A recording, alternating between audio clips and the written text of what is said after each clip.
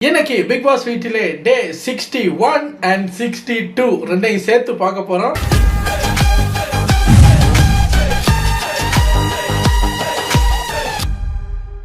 Thursday எபிசோட்ல என்ன நடக்குது அப்படின்னா, டாஸ்க் எல்லாம் முடிஞ்சு போச்சுல்ல. டாஸ்க் எல்லாம் முடிஞ்ச உடனே இவங்க ஒரு டாஸ்க் கொடுக்குறாங்க. யாரு விஜய் சேதுபதிக்கு இந்த சைட்லயும் இந்த சைட்லயும் 100வது நாள் நிக்க போறது. நிறைய பேர் வந்து தனக்கு தானே செல்ஃப் ஓட் பண்ணிக்கிட்டாங்க. நான் இந்த பக்கம் இருப்பேன், அவங்க இந்த பக்கம் இருப்பாங்க. பிரஜன் வந்து கண்டிப்பா நான் இந்த பக்கம் இருப்பேன், சாண்ட்ரா இந்த பக்கம் இருப்பா. சூப்பர் சொல்லி அடுத்த நாள் எலிமினேட் பண்ணிட்டாங்க. அது சும்மா ஒரு கோஇன்சிடென்ஸ். பிக் பாஸ் சொல்லிருப்பாரு சாண்ட்ரா இருப்பா நீ இருப்பியான்னு பாரு அப்படின்ட்டு சண்டே எபிசோட்ல அவர் எலிமினேட் ஆகிறாரு. அது அப்புறம் பார்ப்போம். கடைசியில பார்த்தா விக்ரமுக்கும் வினோத்துக்கும் நிறைய சான்ஸ் வந்தது. இதுல நிறைய பேர் வந்து வினோத்துன்னு சொல்லும் போது இந்த டாஸ்க் என்ன, ரெண்டு பேரும் நீங்க யாரு ஃபைனல்ஸுக்கு போவாங்கன்றத சொல்லணும், அவ்வளவுதானே டாஸ்க்கு. டாஸ்க்கு நடுவில் ஆதிரை வந்தா ஆதிரை என்ன சொல்லணும், என் பாயிண்ட் ஆஃப் வியூல இவர் நிப்பாருன்னு சொல்லணும். யாரு நிக்கலையோ அவங்க பேரை நீ சொல்லாத. எனக்கு ஒண்ணு புரியவே இல்லை, நீங்க எல்லாரும் எப்படி வினோத்துங்கிறீங்க? நான் வெளியே போய் பார்த்துட்டு வந்திருக்கேன் அவரோட இன்னொரு முகத்தை. இத புனிக்கிட்டு யாரு கேட்டது? இந்த இடத்துல தேவையே இல்லை. அதே மொத்தத்தை அவர் அங்கேயும் காட்டினவர். அவரு டபுள் ஃபேஸாவே இருக்கட்டும். இந்த டாஸ்க விளையாண்டு முடியும். இதே வேலையா போச்சு அவங்களுக்கு எல்லாம். பிக் பாஸ் பெரிய டாஸ்க் கொடுத்தாலும் சின்ன டாஸ்க் கொடுத்தாலும் அதை குழப்பியே பழகிட்டாங்க. வினோத்தும் ஏதோ பேச வர்ற, மற்றவங்களும் பேச. அப்போ ஃபைனலா எல்லாரும் என்ன சொல்லிட்டாங்க, இந்த டாஸ்க் முடியட்டும் அப்புறம் பேசுங்க. டாஸ்க்கும் முடிஞ்சு போச்சு. அப்புறம் பேச வர்றாங்க, சொல்றாங்க வாட்டர் மெலோன் அண்ணா வெளியே போனதுக்கு முக்கிய காரணமே இவர் தான். அவரு வார்த்தை விடுறாரு தான், இல்லன்னு இல்ல. ஆனா இவர் ட்ரிகர் பண்ணி தான் அவர் வார்த்தையை விடுறாரு. அவர் எத்தனை தரம் தெரியுமா அவர் சும்மா போய் நோண்டி இருக்காரு. கானா வினோத் ஏதோ பேச வர்றாரு, அவங்க பேசி முடிக்கட்டும் இருங்க அப்படின்னு அவர் சொல்றாரு. அது இல்லப்பா, என்ன தனியா கூப்பிட்டு பேசினா நான் பேசுவேன். இது என்னது, என்ன தனித்தனியா ஒரு ஆள் கிட்ட போய் சொன்னாதானே தப்பு, பின்னாடி பேசுற மாதிரி ஆகும். அந்த பொண்ணு நேரா தானே நிக்குது. இங்க பாருங்கப்பா, யாருக்கு உட்காந்து கேட்கணுமோ கேளுங்க, பசிக்கிறவங்க எல்லாம் போங்கன்னு ஒரு சில பேர் போயிட்டாங்க, ஒரு சில பேர் மட்டும் உட்காந்துருக்காங்க. அப்ப நிறைய பேர் சொல்றாங்க வினோத் உங்களுக்கு பிடிக்கலையா போயிருங்க, அவங்க ஆனா பேசாத, அதெல்லாம் நீ சொல்லக்கூடாது, ஏன்னா அவங்க ஒரு கண்டெஸ்டன்ட், பேசிதான் ஆகணும். பிடிக்கலன்னா நீங்க எந்திரிச்சு போங்கன்னா போகவும் மாட்டேங்கிறாரு. அப்படின்னு அவங்க எல்லாம் பேசி முடிச்சிட்டாங்க. நான் 2ஆம் முறை அந்த வீட்டுக்கு வரும்போதே உள்ள போய் இவரோட ஃபேக்கான முத்திரையை கிளிக்கணும்னு தான் வந்தேன். அவர் எல்லாத்தையும் கேட்டுட்டு இருந்துட்டு அவர் எழுந்திரிச்சு போய் ஒரு எக்ஸ்பிளனேஷன் கொடுக்குறாரு. அவர் போனதுக்கு முத அழுந்தது நான் தான், அவரு என்னென்ன பண்றாருங்கிறத நீங்க யாரும் பார்க்கல இல்ல அப்படின்னு அவர் பேசும்போது யாருக்குமே அந்த ஆன்சர் வந்து சாட்டிஸ்ஃபேக்டரியா இல்ல. நிறைய கமருதீனே சொல்றாரு, இல்லடா நீ வந்து யாரும் பேச வந்தா கேட்க மாட்டேன், பேச மாட்டேன், டக்குன்னு ஆஃப் பண்ணிடுவேன். அப்ப அரோரா வந்து ஆமா அப்படின்னு சொல்லும் போது இங்க பாரு நீ ஜாலரா அடிக்காதன்னாரு வினோத். உடனே அரோரா புது அரோரா போல இருக்கு 2.0 எல்லாத்துக்கும் வெடிக்குது. நீங்க மட்டும் யாராவது பேச வந்தா இங்க உட்காந்துக்கிட்டு எந்திரிச்சு போய் பேசுறதுக்கு அவங்க ஏதோ பண்ணுவீங்கல்ல, நான் அப்படியா பண்ணேன், எல்லாரும் பேச விடணும், நான் என் கருத்தை சொல்லிதான் ஆவேன், இதுக்கு பேர் ஜாலரா கிடையாது ஊன்னு எல்லாரும் அட்டாக் பண்ண ஆரம்பிச்சிட்டாங்க. பெஸ்ட் ஃப்ரெண்ட்ல இருந்து பார்வூல இருந்து எல்லாரும் அட்டாக் பண்ண ஆரம்பிக்கும் போது அவர் வந்து கொஞ்சம் அடங்கிட்டாரு. ஆனா அதுல ஒரு லைவ்ல ஒரு வார்த்தை விட்டுட்டாரு, என்னன்னா என்ன பத்தி பேசுறதுக்குலாம் உங்களுக்கு தகுதியே இல்ல. எல்லாரும் சொல்லிட்டாங்க என்ன ரீசன் சொன்ன ஓட்டமில்லனுக்கு தகுதி தராதரம் பத்தி எல்லாம் இருந்தாலும் பேசுறான்னு சொன்னியா இல்லையா, இப்ப நீயும் அதே தப்ப பண்ற அப்படின்னு வந்துருச்சு. சாரின்ட்டாரு. அதுக்கப்புறம் பார்த்தா அந்த சண்டை முடிஞ்சு கொஞ்ச நேரத்துல வியானா வந்து இங்க பாருங்க நீங்க எல்லாரும் விக்ரம் இப்படி பார்த்து பல பேரை நீங்க இப்படித்தான் அவங்க சிரிச்சுக்கிட்டே ஒன்று சொல்லிடுவாங்க, அதை நார்மலைஸ் பண்றீங்க. அவர் தகுதி என்னவாரு அதை நார்மலைஸ் பண்றீங்க. சிலாக்கள் சிரிச்சுக்கிட்டே பல விஷயம் செய்வாங்க, அதெல்லாம் நார்மலைஸ் பண்றீங்க. இங்க பாரு நீ யாரை பத்தி பேசுற, நான் பொதுவா பேசுறேன்னு கடைசியில பேசி நான் விக்ரமுக்கு தான் சொல்றேன்னு வந்துருச்சு. விக்ரம் கேட்டாரு என்ன நான் செய்யல, இல்ல நீங்க சிரிச்சுக்கிட்டே பல விஷயங்கள் சொல்லுவீங்க, அது பண்ணுவீங்க, யாரும் உங்கள்கிட்ட அது பண்ணாத அப்படின்னா அதை பண்ணுவீங்க. இங்க பாரு நான் நகைச்சுவை பண்ணி அதை அவங்களுக்கு ஹர்ட் ஆயிடுச்சு, பண்ணாதீங்கன்னு சொன்னதுக்கு அப்புறம் எங்க அம்மா சத்தியமா நான் அதெல்லாம் பண்ணது கிடையாது அப்படின்னா நீ சொல்லுன்னு அந்த சண்டை அப்படியே வந்து எல்லாரும் சாப்பிட போயிட்டாங்க. வியானாக்கும் இவருக்கும் இப்போ ஒரு சின்ன ஆர்கியூமெண்ட் ஒன்று போய்கிட்டு இருக்கு. இதுல வியானா ஆரம்பிச்சது எப்படின்னா, நீங்க யாரு உங்கள்கிட்ட சொன்னாலும் கிரிட்டிசிசம் ஏத்துக்க மாட்டீங்க. பேசிட்டு இருக்கும்போது டக்குன்னு அந்த பிரச்சனை அப்படியே மாறி முதல் நாள் ஒரு விஷயம் நடந்துச்சு தெரியுமா, வியானாவோட ட்ரெஸ்ஸை வந்து துணி பாக்கெட்டை தூக்கி கொண்டு வெளியே வச்சுங்க, அதுக்கு போயிட்டாங்க. வியானா ஆமா அந்த துணியை வச்சு சண்டை போடணும், அதுக்கு சுத்தி வந்து இதுக்கும் சம்பந்தமே இல்லையா. வியானா வைக்கிற குற்றச்சாட்டுமே பேஸ்லெஸ்ஸா இருக்கு. அவர் சொல்றாரு கேப்டன் சொல்லிதான் நான் எடுத்து வெளியே வச்சேன், சரியா உனக்கு என்ன பிரச்சனை, என்னன்னு இல்ல அது உள்ளாடையெல்லாம் அதுல இருக்கு, அதுக்கு கேமராவுல பாரு, நான் எடுத்தேன் கொண்டு வச்சேன், சொன்னது கேப்டன், நீ அவங்கள்ட்ட தான் கேட்கணும். இல்ல அந்த இடத்துல யாரோ ஒருத்தங்க ஒரு கமெண்ட் பாஸ் பண்ணாங்க. என்ன கமெண்ட் பாஸ் பண்ணாங்க? அவர் உள்ள கையை விட்டு பார்த்தாரா அப்படிங்கிற மாதிரி ஒரு கமெண்ட் பாஸ் பண்ணாங்க. சரி, அதுக்கு நீங்க ஒண்ணுமே பேசல. நான் எதுக்கு பேசணும்? இவ்வளவு நல்லவரா வல்லவரா ஒரு பெரிய மனுஷ தன்மையா நடந்துக்கிற விக்ரம் அந்த இடத்துல அந்த கமெண்ட்டை ஏன் தட்டி கேட்கவில்லை? அவர் சொல்லிட்டாரு, நான் கை அவர் சொல்றாரு, இங்க பாரு, அப்படி யாரும் கமெண்ட் பாஸ் பண்ணிருக்காங்களா எனக்கு தெரியாது. நீ இப்படி என் மேல ஒரு பழி போட்ட உடனே நான் ஜோன் அவுட் ஆயிட்டேன்.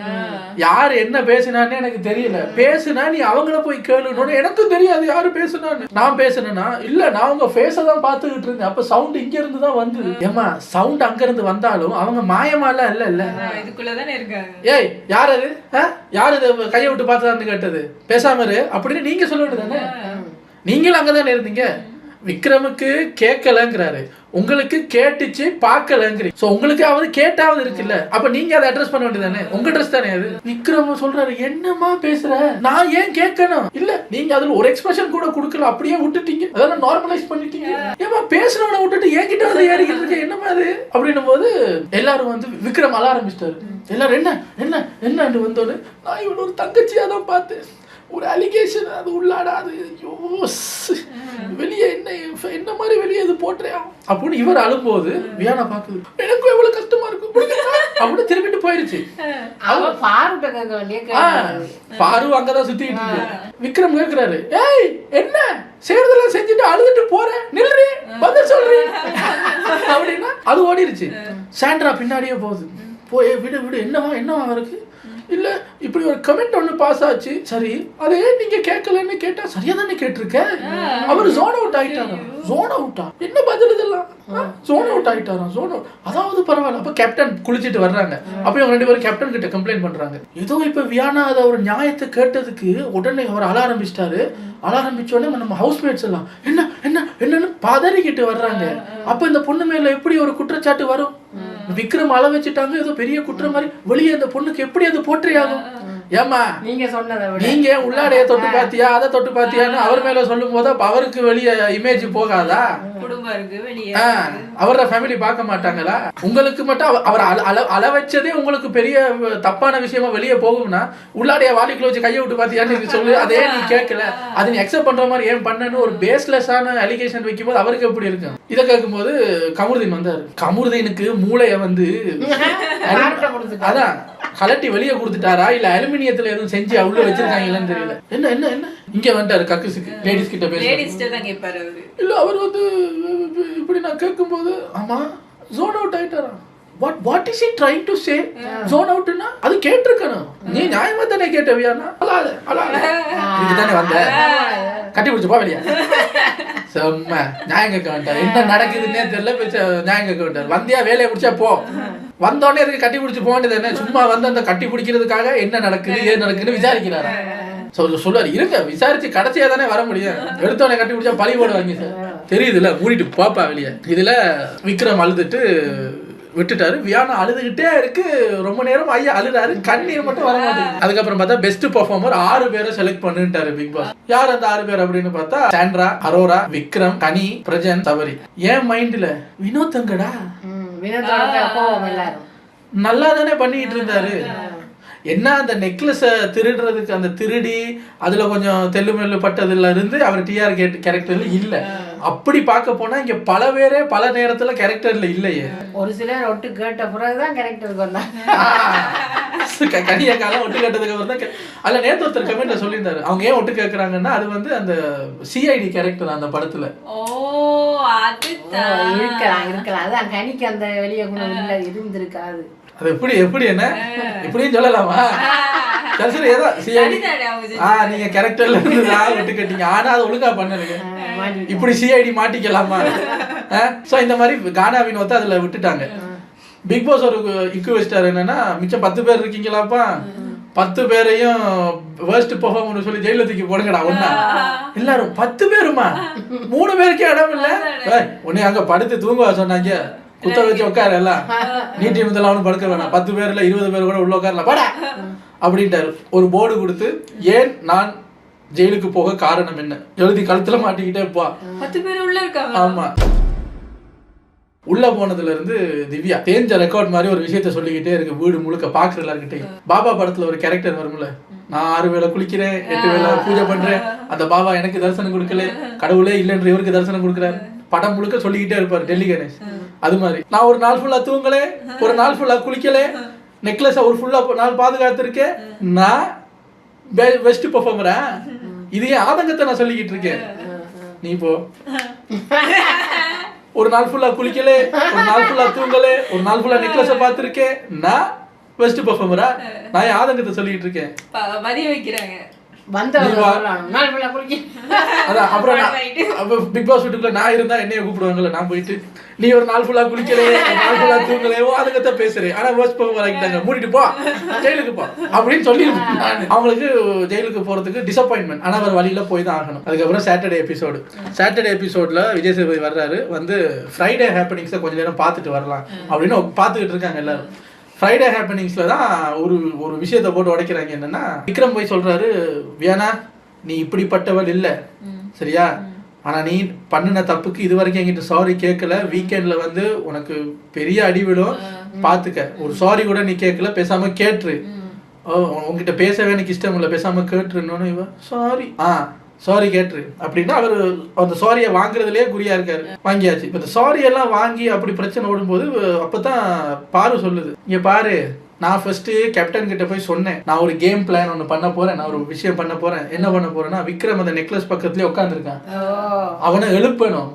எழுப்புறதுக்காக அந்த பாத்ரூம்ல நான் இப்ப மூங்கல் போகும்போது பார்த்த ஒரு பக்கெட் ஃபுல்லா ஏதோ இருந்தது, அது யாரோடைய துணி. அப்ப வியானா சொல்லிருக்கு அது என்னோட துணி தான். ஏன்னா இவங்க கிட்ட பேசும்போது வியானா பக்கத்துல தான் இருந்திருக்கு கண்ணாடி கிட்ட, எல்லாருக்கும் தெரியும் அது என்னோட துணி தான். அப்போ சொல்லிருக்கு, அப்ப நம்ம என்ன பண்ணுவோம், கேப்டனுக்கு வந்து அவங்க தெலுங்கு தமிழ் ஒழுங்கா வராதுங்கிறதுனால ஒருவேளை அந்த டாஸ்க் லெட்டர் படிக்கிறதுக்கோ ஏதாவது சொல்றதுக்கோ ஒரு அசிஸ்டன்ட் கேப்டனா ஒரு அசிஸ்டண்டா விக்ரம வச்சிருக்காங்க சரியா. இவ அதை யூஸ் பண்ணிருக்கா பாரு. எப்படின்னா, நான் போய் சொல்றேன், நீங்க அசிஸ்டன்ட் கேப்டன் தானே, அங்க ஒரு துணி பக்கெட் ஒன்று சும்மா கிடக்கு, அதை எடுத்துட்டு போய் யாருடன்னு கேட்டு அதை சால்வ் பண்ணி விடுங்க, குளிக்கிற இடத்துல அப்படியே வச்சிருக்காங்கன்னு சொன்னா அவர் எந்திரிப்பாரு, நம்ம அந்த நெக்லஸ் எடுக்க. இது பாருவோட வாதம். ஆனா நான் சொன்னேன் அவர் எந்திரிக்க வைக்கணும், அதுக்காக நான் இப்படி போய் சொல்ல போறேன், அப்ப நீ வந்து போய் எடுன்னு சொல்லு அப்படின்ற மாதிரி கேப்டன் சொல்லியாச்சு, வியானாட்டையும் சொல்லியாச்சு. விக்ரம் தான் பாவம். விக்ரம் அதை கேட்டுட்டு, ஓ அப்ப நீ சொல்லிட்டியா பாரு, சொன்னனே ரம்யா சொல்லல, ஏய் நான் சொல்லல, இப்படி சொல்லல, ஆமா சொன்னேன், அப்புறம் நீ கேம் பிளான் இந்த வேர்ட்ஸ் நீ யூஸ் பண்ணல, சோ இது கேமுக்கு தான் பண்றியோன்னு எனக்கு தெரியல, நீ கேப்டனா கேட்கறேன்னு நினைச்சேன். ஏமா அந்த ஆள் அங்கேயே முளையடிச்சு உட்காந்துருக்க, அவனை எழுப்பணும்னு சொன்னா அதுக்கு பேர் கேம் தானே, அது உனக்கு புரியல?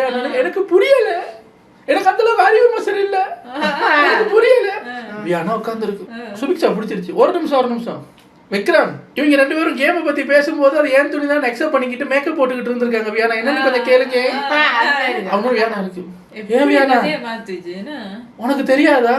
இல்ல எனக்கு தெரியாது, அது தெரியாது எனக்கு, அது ஷிட் போயிடுச்சு. என்ன சிட்? பதில் சொல்லுப்பா. சிட்டுனா தப்பிடலாம், சிட்டுனா இங்க தப்பலாம். விஜய் சேதுபதி வருவாரு, சிட்டு வருவாரு, அதை என்ன பண்றது? சிட்டு ஓடிடுச்சு, அழுது ஓடுது. ரம்யாவும் அழுது வெளியே போய் உட்காந்துக்கிட்டு கத்துது, தப்பு பண்ணிட்டோம் மனஞ்சாச்சு. இவங்களுக்கு இப்ப என்னன்னா, பாரு நைஸா கலண்டுருச்சு, இவங்க 2 பேரும் மாட்டிக்கிட்டாங்க. பாரு என்னன்னா, நான் சொல்லிட்டு தான் செஞ்சேன்ப்பா, நான் சொல்லிட்டு தான் செஞ்சேன். இவங்களுக்கு என்னன்னா, இப்ப மாட்டிக்கிட்டோம், ஆனா இப்ப எப்படி தப்பிக்கிறதுனா எங்களுக்கு தெரியல, பாரு சொன்னது புரியல, அதனாலதான் அதுல சைலண்டா இருந்திருக்கு பாரு, பிரச்சனை இல்ல. அவங்க எல்லாம் போனதுக்கு அப்புறம் விக்ரம் சொல்றாரு, பாரு அவங்க 2 பேரும் வில்லன்னா நீ தான் பெரிய வில்லன்னா.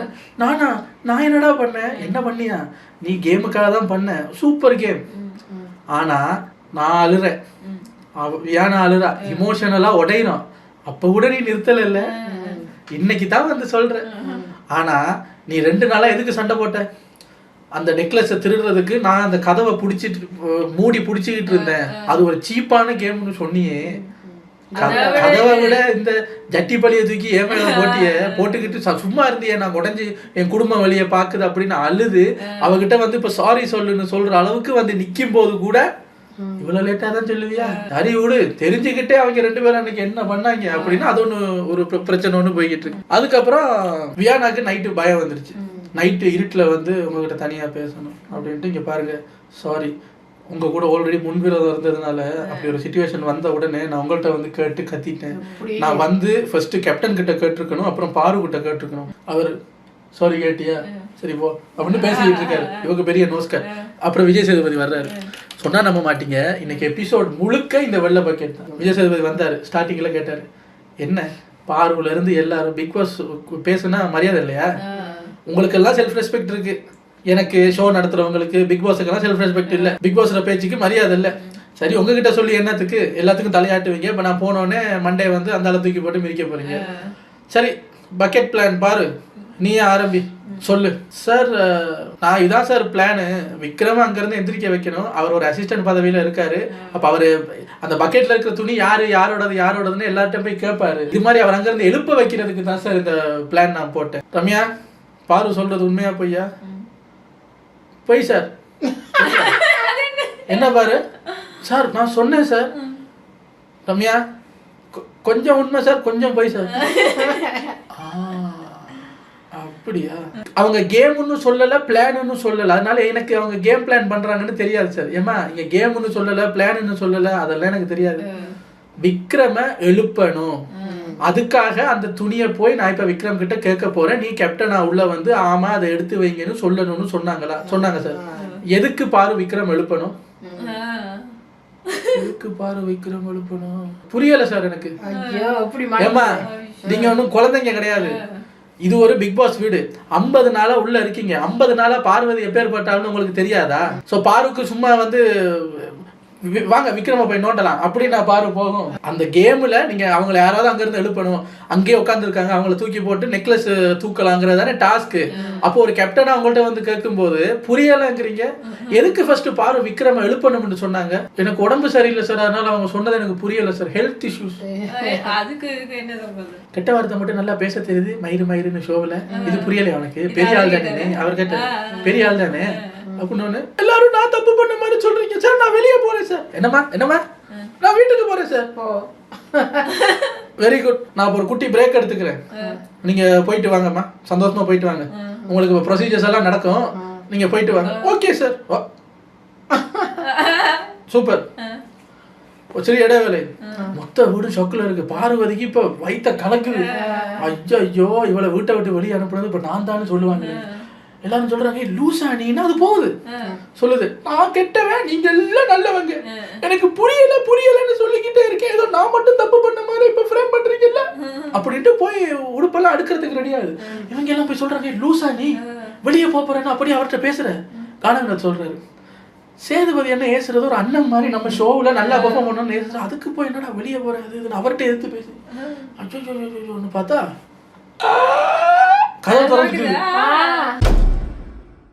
ஹவுஸ்மேட்ஸ் எல்லாம் ஐயோ கனி எல்லாம் முடிஞ்சு போச்சு. அவசரப்பட்டு வாயை விட்டு கமருதீன்.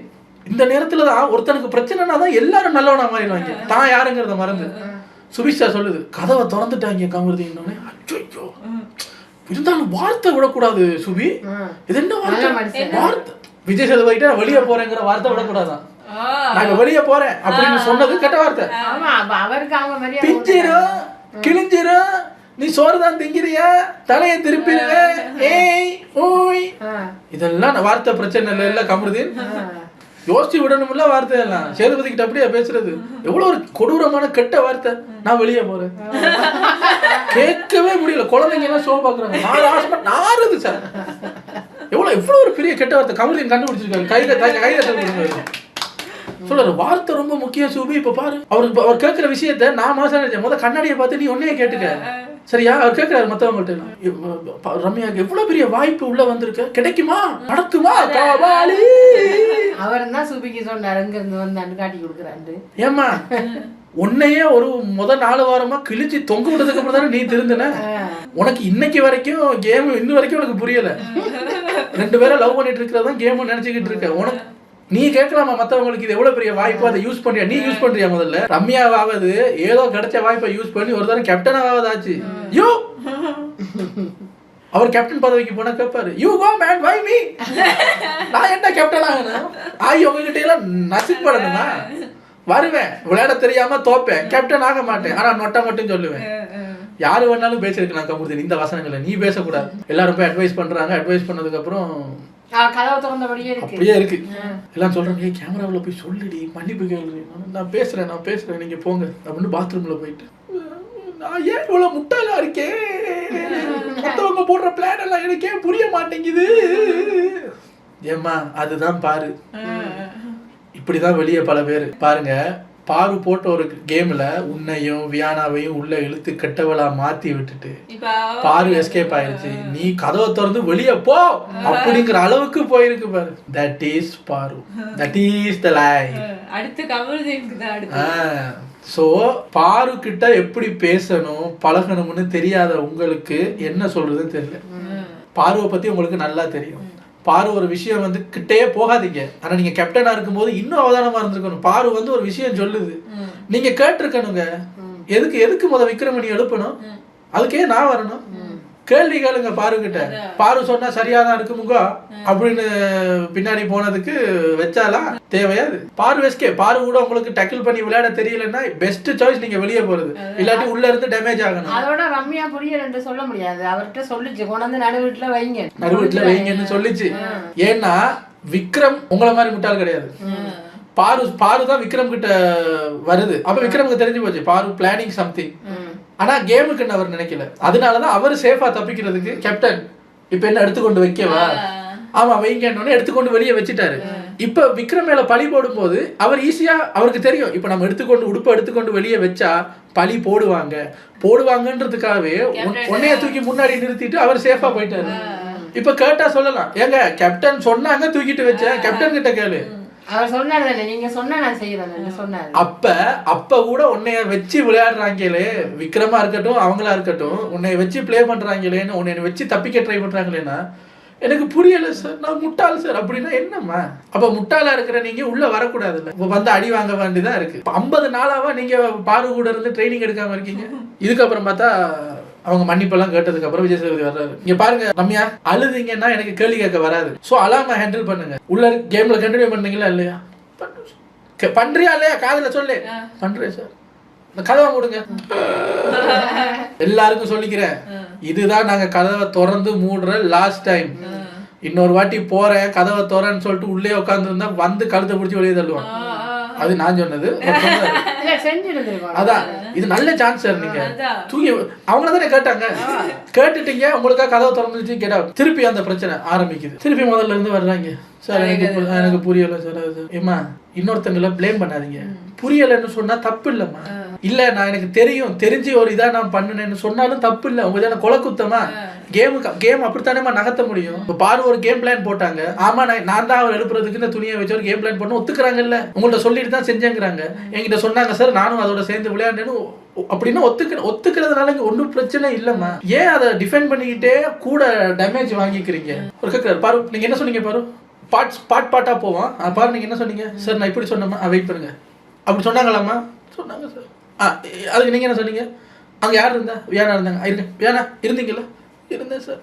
பாரு நான் கேட்கிறேன், பாரு சமையல் பண்ணின காமெடி, பாருவ காலை விரிச்சுட்டாங்கன்றதுக்கெல்லாம் குறும்படம் போட தெரிஞ்ச உங்களுக்கு, பாரு அவங்கள்ட்ட போய் உள்ள பேசுன அந்த ஃபுட்டேஜ் ஒரு 5 செகண்ட் ஃபுட்டேஜ் எடுத்து அப்படியே போட்டு விட்டா இவ்வளவு கன்ஃபியூஷன்ஸ் இருக்காதுல்ல. ஏன் அதை குறும்படம் போட்ட ஒருவேளை பாருவும் சேர்ந்து மாட்டிக்கணுங்கிறதுனால குறும்படத்தை அவாய்ட் பண்ணிட்டீங்களோ?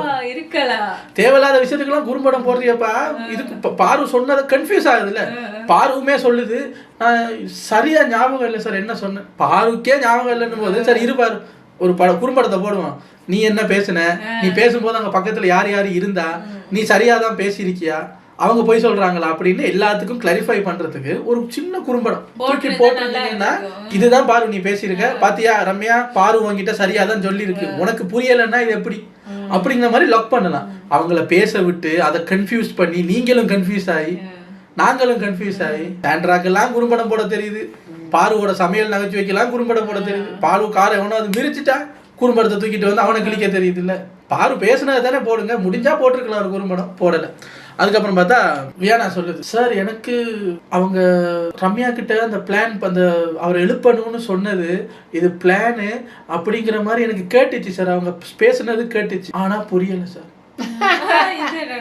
அவர் சொல்றாரு பாருங்க உங்ககிட்ட ஒரு விஷயத்த டிஸ்கஸ் கூட பண்ண முடியல, உங்க யாருக்கிட்ட நகர மாட்டேங்குது, தெரியல புரியல, எனக்கு கேட்டுச்சு ஆனா புரியல. என்ன அப்பதான் நான் வியானாட்ட ஒரு கவனிச்சேன், சார் அவங்க பேசுனது கேட்டுச்சு சார் ஆனா எனக்கு புரியல சார். அதே தானே விக்ரம் அப்ப சொன்னாரு. அவங்க யாரோ கமெண்ட் பாஸ் பண்ணாங்க, நீங்க ஏன் கேட்கலன்னும் போது நான் ஜோன் அவுட் ஆயிட்டேன், எனக்கு தெரியாது. அது எப்படி தெரியாம இருக்கும்? அது உங்ககிட்ட கேட்கலாமா? கேட்டுச்சா புரியலையா? உனக்கு எப்படி புரியாம இருக்கும்? நீ அந்த இடத்துல உள்ள போய் கேட்க வேண்டியதானே. ஒரு பெரிய மனுஷி வியானா ஒரு பெரிய மனுஷின்னு பார்த்தா சிறுபுலத்தனமா நடந்திருக்கா அப்படின்னு நீங்க விக்ரம் கிட்ட கேட்ட கேள்வியில உங்ககிட்ட கேட்கலாம், ஆனா யாரும் கேட்கல. அதுக்கப்புறம் விக்ரம் ஒரு பாயிண்ட் வச்சாருல, பார்வதி செஞ்ச தப்பு என்னன்னா சார், ஒரு கேமுக்காக என்ன எழுப்பணுங்கிறதுக்காக கேப்டனோட பதவியை அவங்க யூஸ் பண்ணிக்கிட்டாங்க. அவங்க அதை வேற விதமா சொல்லியிருக்கலாம்.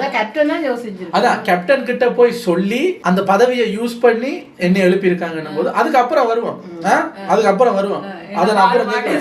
பாரு மாட்டிருமில்ல, உட்காரியா பேசாம என் செல்லக்குட்டியவோ ஏவாயாலே மாட்ட வைப்பியா, அதெல்லாம் நான் கேட்க மாட்டேன். இப்படி ஏதாவது எபிசோட நோத்திட்டு போய் நாளைக்கு வருவேன், நாளைக்கு வந்தா அது நேற்று பேச பிரச்சனை, இன்னைக்கு புது பிரச்சனைன்னு பேசிட்டு பார்வை காப்பாத்திடுவேன். பார்வையே ஒரு ஜட்ஜோட பதவியை ஒரு கேப்டனோட பதவியை யூஸ் பண்ணாங்கன்னு என்னைய பிடிச்சிங்கன்னா அப்பயே அந்த கேப்டன் யூஸ் ஆனாங்கன்னு திருப்பி விட்டுருவேன் அவங்க பக்கம். பார்வை தொடரணும்னா என்னைய தாண்டி தான் அப்படிங்கிற மாதிரி நிக்கிறாரு அவர். பார்வை இந்த ஒரு கேப்டன் பதவியை இந்த டாஸ்க்குக்காக ஏன் யூஸ் பண்ணலாம், அதுக்கப்புறம் வருவோன்ட்டாரு. எனக்கு ஒரு கேள்வி என்னன்னா, பார்வை நான் கேட்கறது விஜய் சேதுபதியா இருந்தா, சார் நான் உங்கள்கிட்ட சொல்லிட்டேன் சார், விக்ரம தான் நான் அதுல இருந்து எழுப்பணும், விக்ரம் எழுப்புறதுதான் சார் என் கேம், சூப்பர் சூப்பர் கேம், கையெல்லாம் தட்டுறீங்கல்ல. நெக்லஸுக்கு பக்கத்துல காவலுக்கு விக்ரம் மட்டும்தான் இருக்காரா? இப்ப விக்ரம் எழுப்பிட்டா பிரஜனை தாண்டி நெக்லஸ் எடுத்துருவேன், சுபியை தாண்டி நெக்லஸ் எடுத்துருவேன். அப்ப நானா இருந்தா கேட்பேன், கேமுக்காக தான் பண்றேன்னா நீங்க ஏன் பிரஜனை எழுப்ப ட்ரை பண்ணல, ஏன் சுபியை எழுப்ப ட்ரை பண்ணல? அப்ப உங்களுக்குமே மனசுல ஒரு பர்சனல் இது இருந்திருக்கு. அப்ப விக்ரம் ஒரு பதவியில இருக்காரு, அசிஸ்டன்ட் பதவியை, அதை யூஸ் பண்ணி அவர் இப்ப விக்ரம எழுப்புறது கேம் பிளான், சூப்பர் பிளான். அவரை எழுப்புனா மட்டும் நெக்லஸ் எடுத்துருவாங்கிறது தான் என் கேள்வி. ஏன்னா அவங்க என்ன சொல்றாங்க, நெக்லஸ் எடுக்கிறதுக்கு எனக்கு ஒரு வழி தெரியல.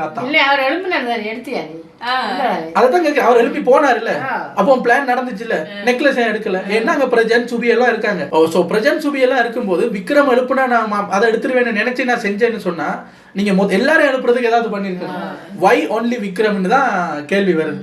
அதெல்லாம் சேதுபதி கேட்க மாட்டாரு, என்னை தாண்டி ஆள தொடர அப்படின்னு இப்படி குறுக்க நிப்பாரு. சொல்றாரு கடைசியா, ஹவுஸ்மேட்ஸ் நீங்க எல்லாம் பெரிய தப்பு பண்ணிட்டீங்க, எல்லாரும் நல்லா கேம் ஆடி இருக்கீங்க, பாவம் ரம்யாங்கிற குழந்தைக்கு தெரியாம ஆடி இருக்கீங்க, அதான் நடந்திருக்கு. அப்போ வியானா வந்து வியானா சார் நல்லா இல்ல, அழாதீங்க, பாவம் நீங்க என்ன பண்ணுவீங்க? அன்னைக்கு விக்ரம் கூட சண்டை போடும்போது அழணும்னு நினைச்சீங்க, கண்ணீர் வரல. இன்னைக்கு அழக்கூடாதுன்னு நினைக்கிறீங்க, தாரதாரியாக கண்ணீர் வருகிறது. என்ன பண்றது? நீ எவ்வளவு கிளாரிட்டியான பொண்ணு, உனக்கு எடுத்ததுலாம் நான் பாராட்டி இருக்கேன். இப்ப எப்படி உன் கேம் உடஞ்சது, எங்க உடஞ்சது நீ சொல்லு அப்படின்னு கேமராமேன் எஃப்ஜேக்கு ஒரு க்ளோஸ் அப்.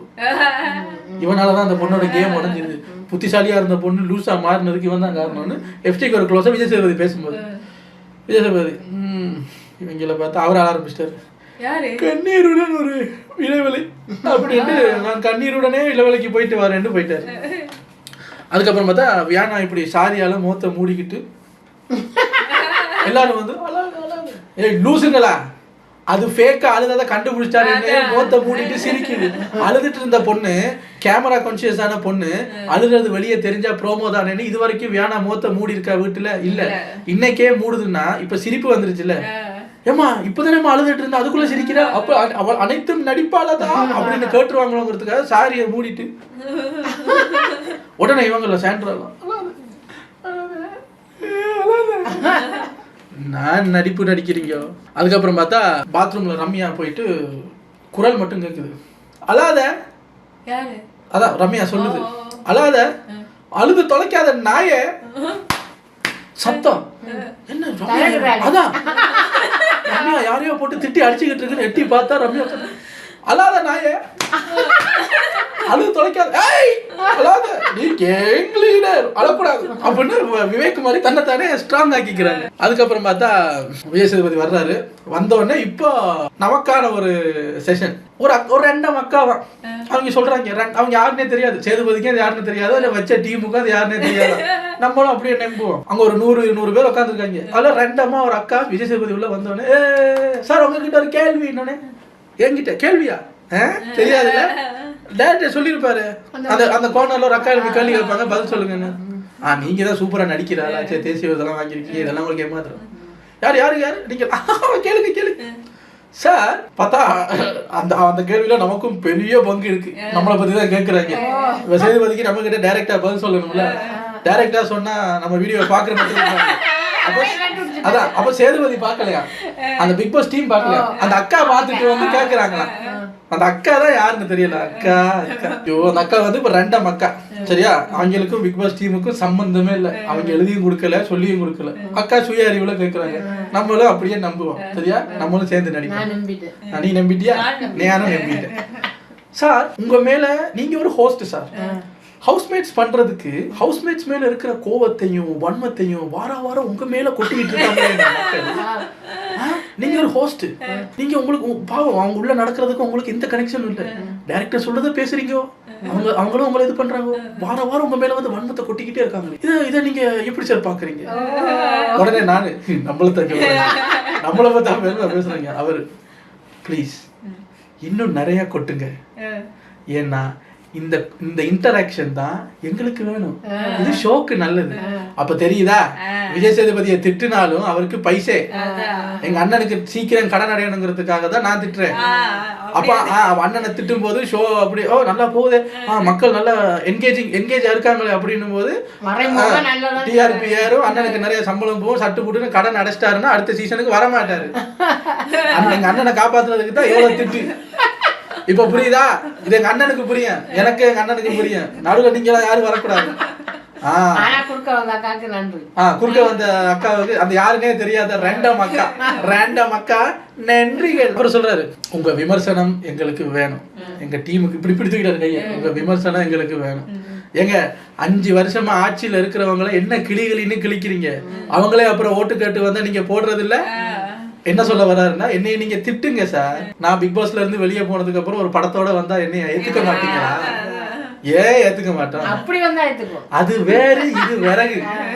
அது வேற சார், இது வேற. நீங்க பிக் பாஸ்ல இல்லாம வெளியே உங்களை எங்க பார்த்தாலும் விசில் அடிப்பேன். தியேட்டருக்கு போனா உங்க படத்தை தியேட்டருக்கு போய் பார்ப்பேன், உங்களை ரொம்ப பிடிக்கும். பிக் பாஸுக்குள்ள வந்தீங்கன்னா அந்த நானும் ஒரு ரேண்டம் அக்கா மாதிரி மாறிடுவேன். எனக்கு உங்களை யாருன்னே தெரியாது, நான் ஒரு ரேண்டம் வியூவர். மத்த இடத்துல இருந்து ஒரு கெட்ட பேர் வரக்கூடாதுன்னு ஆக்சுவலி உங்களை நான் காப்பாத்திட்டு இருக்கேன். உங்களுக்கு புரியுதுல சேதனா, அது போதும். வேற யாரை பத்தி எனக்கு கவலை கிடையாது. சோ அவர் சொல்லிட்டாரு, நீங்க பேசுங்க மக்களே, பேசுங்க, அது ரொம்ப நல்லா இருக்கு, அதுதான் இந்த ஷோவையே ஓட்டுதுன்ட்டாரு. அதுக்கப்புறம் என்ன பண்றது? அப்ப நான் அந்த ஷோவை ஓட்டுறதுக்கு ஹெல்ப் பண்ணிருக்கேன். நான் மட்டும் பேசலன்னா ஷோவே இல்ல. எனக்கு இப்பதான் மனசுல புரிஞ்ச பாரமே இறங்கிச்சு.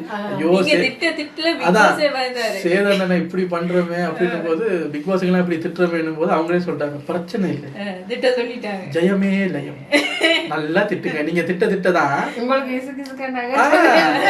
நல்லா போக. அப்புறம் சேதனே ஒத்துக்கிட்டாரு. அதுக்கு ரொம்ப நன்றி சேதனா. இதுதான் நடந்த நிலவரம் கலவரம். எபிசோட் கொஞ்சம் லென்த்தா போயிருச்சு, ஏன்னா நான் 2 எபிசோட சேர்த்து சொல்லியிருக்கேன். அதனால பெரிய வீடியோவா இருந்தாலும் கொஞ்சம் அட்ஜஸ்ட் பண்ணி பாருங்க. உங்களை அடுத்த வீடியோல வந்து சந்திக்கிறேன். Take care.